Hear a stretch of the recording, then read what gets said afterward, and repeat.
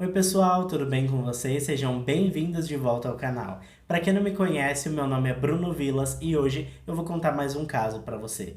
E se você está chegando por aqui agora e ainda não é inscrito no canal, eu já te convido a se inscrever no canal e ativar o sininho para não perder as notificações. Porque assim, todas as vezes que eu publicar um vídeo novo, o YouTube te avisa e você corre aqui para assistir comigo. Eu te convido também a me seguir nas redes sociais, porque por lá eu tô sempre interagindo com vocês e também publicando conteúdos diferentes dos daqui do YouTube.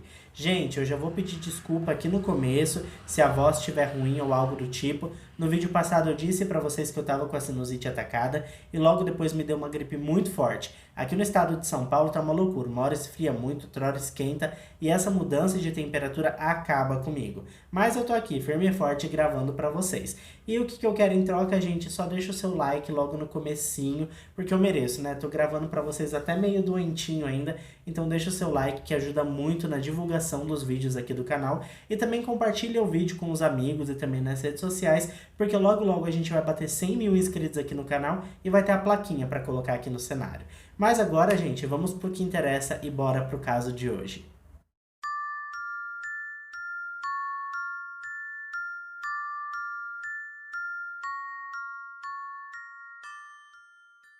Aproveitando o caso de hoje, pessoal, eu quero trazer uma reflexão sobre um tema que tem sido bastante discutido ultimamente nas redes sociais.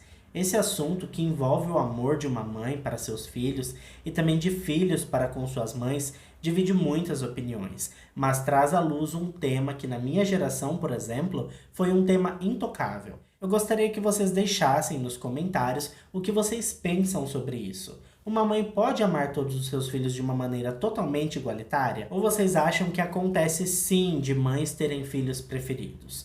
Algum tempo atrás, esse tipo de pergunta era terminantemente proibido, porque falava-se que o amor de mãe é sagrado e não existe nada mais puro. Portanto, questioná-lo era considerado um erro imperdoável.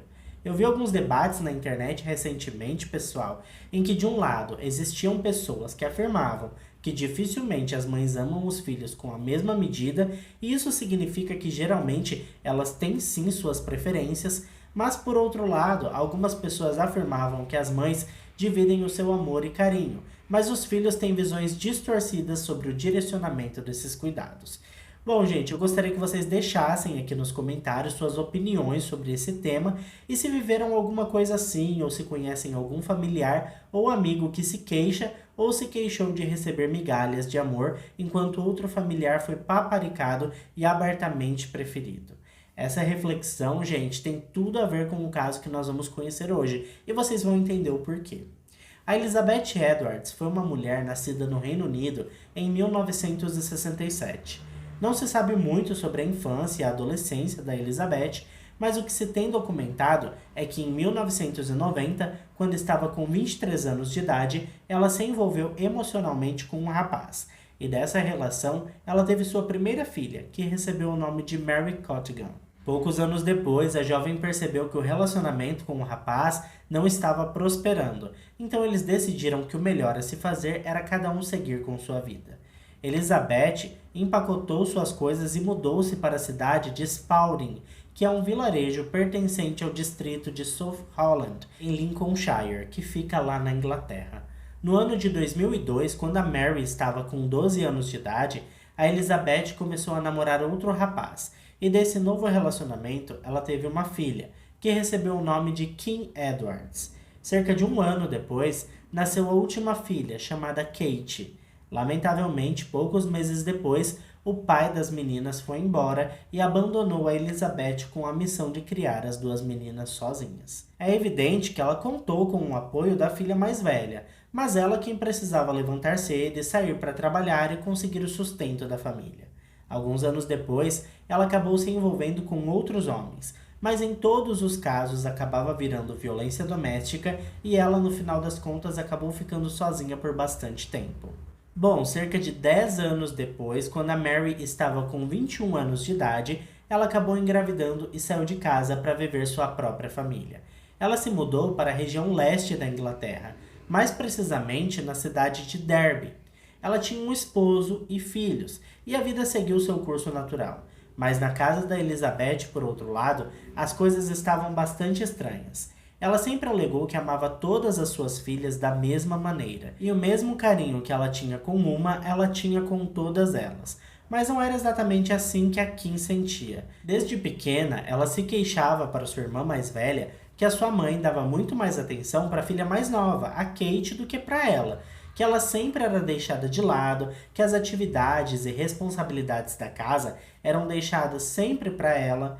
Bom, a diferença de idade entre as duas nem era tão grande assim, mas todas as vezes que ia trabalhar, a Elizabeth meio que deixava a casa sob a responsabilidade da Kim, já que ela era a mais velha dentre elas.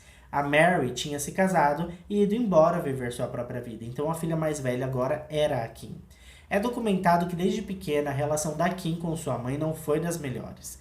De um lado, a mãe afirmava que amava sim todas da mesma maneira, mas que a Kim tinha um comportamento bastante temperamental e era muito difícil de lidar.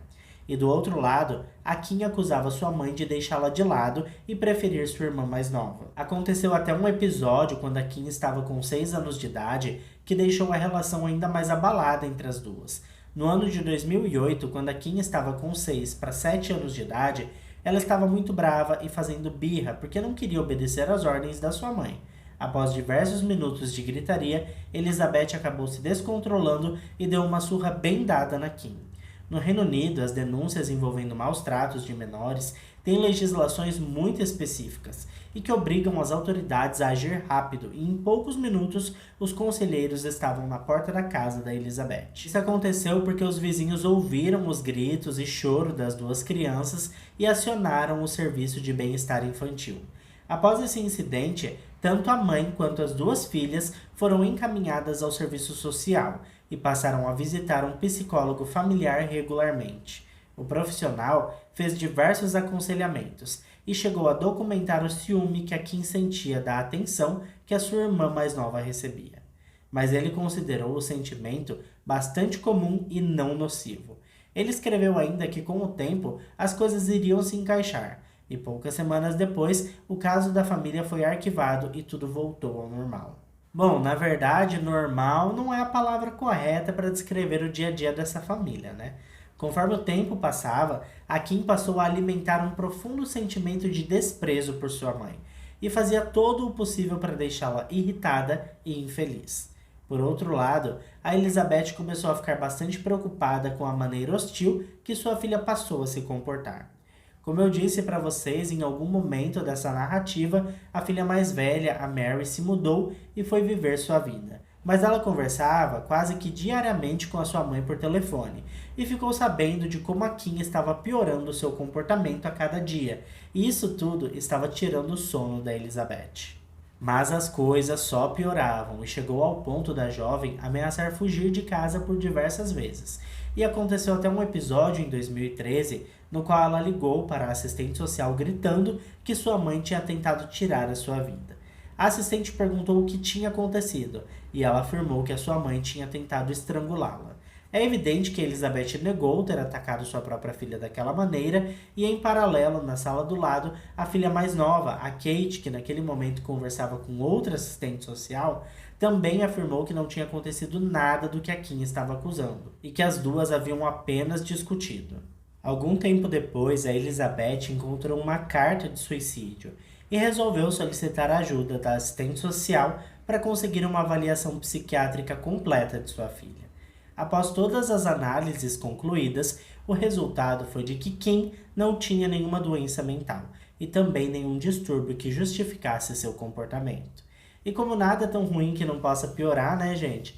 As brigas entre as duas se intensificaram e a Elizabeth também se tornou agressiva com as palavras e vivia dizendo que a Kim faria exatamente como o pai dela havia feito, arrumaria um jeito de abandonar a família em breve. Em sua defesa, a Kim gritava que não era amada e que somente o bem-estar da Kate importava para sua mãe, e que nada que ela fizesse nunca seria o suficiente para alegrar ninguém dentro daquela casa. Em determinado momento, a Elizabeth percebeu que daquela maneira elas não chegariam a lugar nenhum. Então ela decidiu que toda a família passaria por terapia, e assim foi feito. Realmente o trabalho dos profissionais foi admirável, porque a terapia transformou totalmente aquela família. As sessões foram capazes de reaproximar os membros da família e facilitar o diálogo aberto e sincero entre eles. Por fim, após alguns meses de sessões regulares, as divergências estavam resolvidas. As meninas pareciam felizes, tanto em casa quanto na escola. Todos estavam se dando muito bem e ninguém mais falava em violência, agressão e muito menos em morte. Tudo caminhava muito bem até que a Kim conheceu um garoto chamado Lucas Markham. E daqui em diante, essa história toma um rumo bastante obscuro. Quando a Kim e o Lucas se conheceram, eles imediatamente formaram um vínculo intenso e muito tóxico. O primeiro contato entre os dois aconteceu quando a Kim estava na escola. Na época, ela estudava na John Gleb High School e presenciou o garoto surtando, jogando as cadeiras da sala de aula nas paredes, e eu acredito que assistir a uma cena dessas geralmente faria com que as pessoas passassem bem longe desse garoto, né, gente? Mas não foi assim que aconteceu com a Kim. Ela ficou imediatamente atraída e foi conversar com o Lucas. Na época, ele tinha a mesma idade que ela, ambos tinham 13 anos de idade. Daquele dia em diante, os dois se tornaram inseparáveis. É provável que a conexão entre os dois tenha acontecido por conta do histórico familiar de ambos. Eles tinham bastante assunto para conversar e a infância dos dois tinha sido bastante conturbada. Os pais do Lucas tiveram um relacionamento bastante violento, que levou ao fim do casamento poucos anos depois. Com a separação, tanto Lucas quanto seus irmãos foram levados para um orfanato. Mas poucos meses depois, ele foi levado para morar com sua tia, quando tinha pouco mais de 4 anos de idade. A mãe dele morreu cerca de 1 ano depois de leucemia, quando Lucas tinha apenas 5 anos de idade. Ele então foi encaminhado para viver com seu pai, e daí em diante as coisas ficaram bastante complicadas, porque seu pai era alcoólatra e toda a violência que antes era concentrada e direcionada na mãe dele passou a ser direcionada ao pequeno Lucas. Diversos tipos de violência foram relatados e o menino cresceu e passou a reproduzir aquele ciclo de violência. Toda a vizinhança conhecia a má fama do garoto. Ele era muito briguento, indisciplinado, descontrolado, impaciente e muitas mães da vizinhança não permitiam que seus filhos brincassem com o garoto. Na escola, as coisas se tornaram ainda mais difíceis, porque ele passou a praticar bullying com grande parte dos coleguinhas da escola. Juntamente com outros garotos igualmente problemáticos, ele formou um clubinho de meninos caóticos. Apesar disso, o Lucas era excelente em matemática e sempre tirava boas notas, tanto nessa matéria quanto nas outras. Mas suas explosões de raiva faziam com que ele brigasse até mesmo com os professores. Como vocês já devem estar imaginando, a Elizabeth achou que sua filha era nova demais para namorar, principalmente um garoto problemático como aquele, e decidiu conversar com a Kim. A conversa, pessoal, meio que não saiu do jeito que a Elizabeth planejava. As coisas saíram do controle e então ela proibiu a sua filha de se encontrar com o namorado. E assim que o Lucas bateu na porta, ela atendeu e disse que ele estava proibido de ir até a casa da família. Essa atitude reacendeu o ódio reprimido da Kim. E agora, além dela achar que sua mãe só amava sua irmã mais nova, ela passou a acreditar que a Elizabeth estava interferindo propositalmente em sua vida amorosa, para torná-la totalmente infeliz. E ela jamais permitiria uma coisa dessas. Eles então passaram a se encontrar às escondidas, e a irmã mais velha, a Mary, chegou a conversar com a Kim e pediu para que ela reavaliasse esse relacionamento, e que o Lucas não era um cara bacana. A Mary lembrou ainda que o clima na casa estava perfeito e harmônico, e que a garota não deveria permitir que um garoto de fora estragasse tudo que elas tinham construído juntas. Mas já era tarde demais, gente. A Kim estava determinada a enlouquecer sua mãe e passou a se encontrar com o Lucas no quintal. Já que ele não poderia entrar em casa, eles namorariam ali mesmo, na porta. Eu penso que a essa altura eu não preciso dizer para vocês o quanto esses dois juntos era assim, caótico, era catastrófico e representava assim um risco para todos ao redor, inclusive para eles mesmos. Bom, na primeira quinzena de outubro de 2015, os dois fugiram de casa juntos e foram encontrados apenas 6 dias depois, morando em uma barraca em uma floresta ao norte de Lincolnshire. Mais uma vez, a mãe proibiu os dois de se encontrarem, mas essa proibição de nada adiantou. Aos poucos, a Kim foi mergulhando em uma grande apatia, e em março de 2016, ela tentou tirar sua própria vida com uma superdose de analgésicos. Em abril de 2016, os professores notaram a ausência da Kim e do Lucas na escola.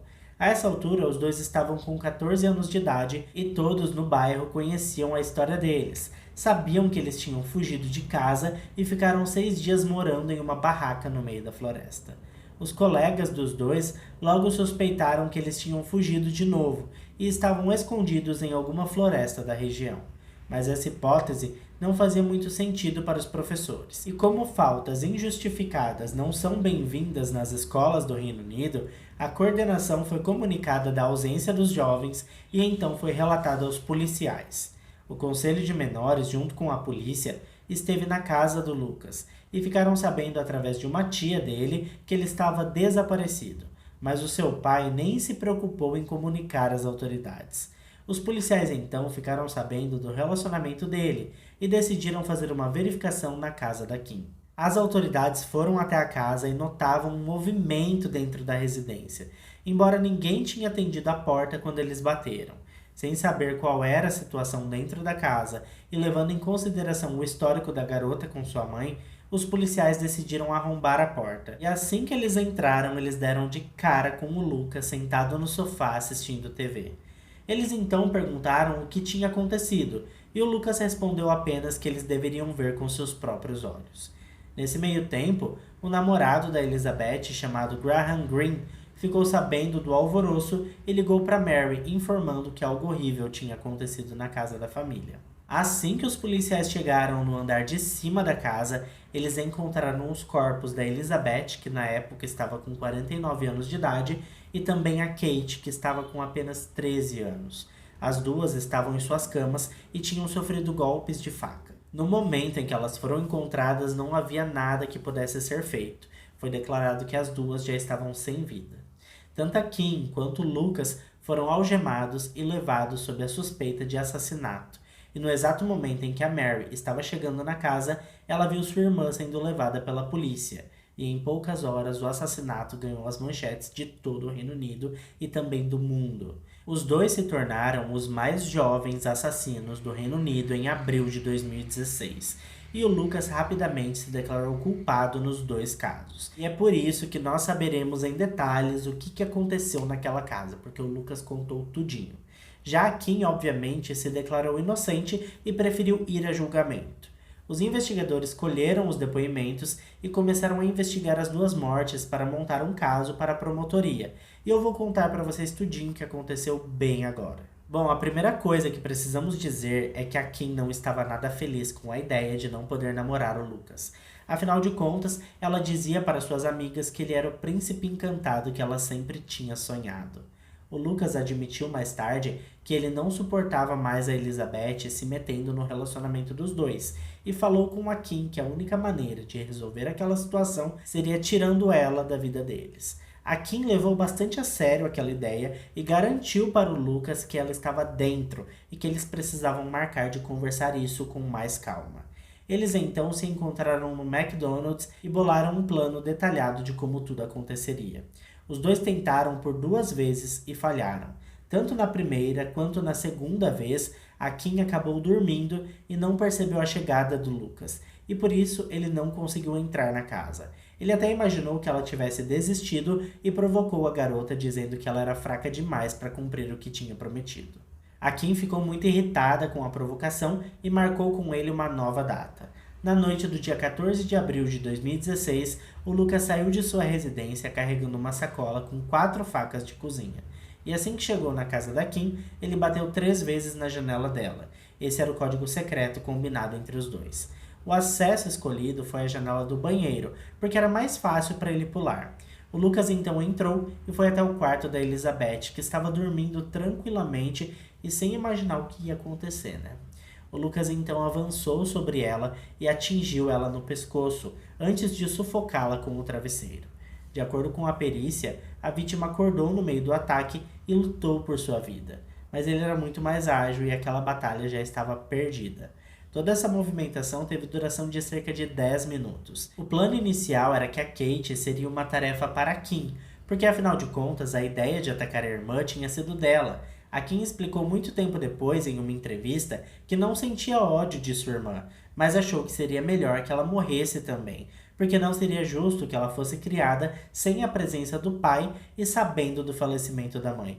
E pra mim, gente, essa é a desculpa mais arrogante, esfarrapada e mesquinha que ela poderia dar. Como assim a menina deveria morrer porque não era justo que ela fosse criada sem a mãe? Não era mais fácil ela simplesmente não matar a mãe? Eu acho que esse argumento só fez sentido mesmo na cabeça da Kim, porque não é possível.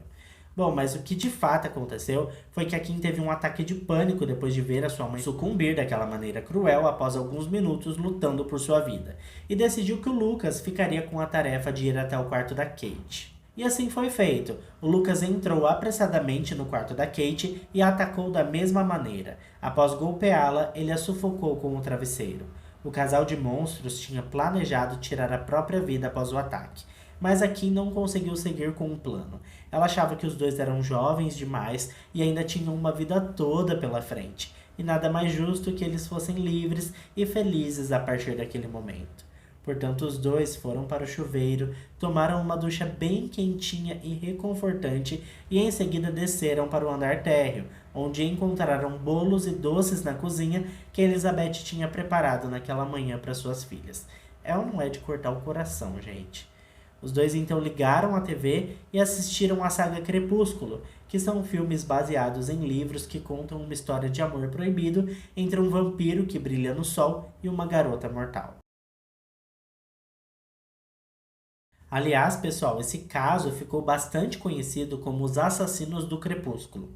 Os dois permaneceram na casa assistindo TV, tomando sorvete, namorando e comendo as guloseimas que Elizabeth tinha feito. E assim o casal permaneceu até que a polícia invadisse a casa. Eu não sei se eu cheguei a comentar com vocês, mas o período entre o momento dos ataques até o momento em que a polícia invadiu a casa foi de 1 dia e meio, cerca de 36 horas. Ou seja, eles passaram todo esse tempo ali curtindo a casa só para eles.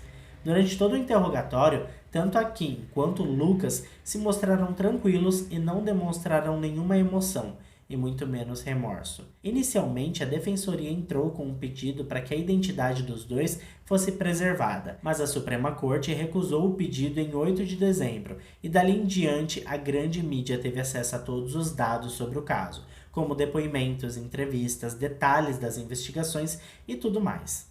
Em um de seus depoimentos, quando foi perguntada se ela estava tranquila em relação ao que aconteceu, a Kim respondeu que estava tudo bem sim, que o fato de ter acontecido rápido tinha trazido a ela uma reconfortante paz de espírito. Sobre o motivo que levou a jovem a participar daquele show de horrores, a Kim afirmou novamente que desde sempre ela nunca tinha se dado muito bem com a sua mãe, e que tinha certeza absoluta que a Elizabeth preferia sua irmã Kate, e mesmo quando desmentia dizendo que a Kim estava ficando maluca, ela sabia que a sua mãe estava mentindo. Ela nunca conseguiu se conectar com a sua mãe e tinha muitos ciúmes da irmã mais nova. Como eu disse agora há pouco, a Kim se recusou a se declarar culpada de assassinato e tentou uma acusação de homicídio culposo, alegando que teve um surto e estava totalmente fora do controle de suas faculdades mentais quando planejou o ataque à sua família junto do seu namorado. Mas esta tentativa não deu certo porque o homicídio culposo não foi aceito pela Procuradoria da Coroa, resultando assim em um julgamento. Mary compareceu ao tribunal e não pôde acreditar na frieza com que a Kim falou sobre tudo, e ainda foi surpreendida por um sorriso de deboche vindo do assento de sua irmã. Ou seja, além de não demonstrar qualquer remorso por tudo que havia acontecido com sua irmã mais nova e com a sua mãe, a Kim ainda foi capaz de ficar sorrindo para Mary de uma forma bastante desrespeitosa e debochada. Kim Edwards foi considerada culpada de todas as acusações pelo tribunal e condenada à prisão perpétua com um mínimo de 20 anos para condicional. O Lucas Markham teve a mesma pena, mas como ele se declarou culpado, ele acabou não tendo um julgamento. Um recurso foi protocolado pela defesa, e após a análise pelo Tribunal Superior, a dupla teve suas sentenças reduzidas para um mínimo de 17 anos e meio para condicional, e estão entre os assassinos mais jovens do Reino Unido. A Mary lamentou muito a morte de sua mãe e irmã mais nova, e disse em entrevista mais tarde que finalmente ela se convenceu totalmente que tem uma irmã assassina. Já o Graham Greene, que namorava Elizabeth na época, também se manifestou e lamentou o ocorrido. principalmente porque eles estavam planejando se casar e a brutalidade do ataque chocou o país inteiro. Uma psicóloga chamada Carrie Nixon deu uma entrevista a uma rede britânica de comunicações e afirmou acreditar que é improvável que a dupla tivesse realizado os assassinatos se não tivessem se conhecido. Ainda de acordo com a análise da profissional, o Lucas se sentiu necessário e desejado pela Kim, e isso se tornou excitante para ele. Quando ele atacou a mãe dela, para ele aquilo parecia como se ele estivesse salvando e protegendo a sua namorada. E na verdade, assim, um despertava o pior do outro, sabe? Já em relação a Kim, nenhum profissional foi capaz de apresentar diagnósticos específicos que justificassem o porquê ela teria participado desse plano terrível que culminou na morte de sua mãe e irmã. Ainda assim, diversos profissionais atestaram que os dois têm características claras de psicopatia e libertá-los da prisão após 17 anos será um erro gigantesco, porque, de acordo com essas análises, os dois juntos representam um grande perigo para a sociedade. Deixa pra mim aqui nos comentários a opinião que vocês têm sobre esse caso. Eu vou deixar em um comentário fixado um outro caso parecido com esse para que você possa assistir. Bom, pessoal, esse foi o caso de hoje. Eu fico por aqui e até o próximo vídeo.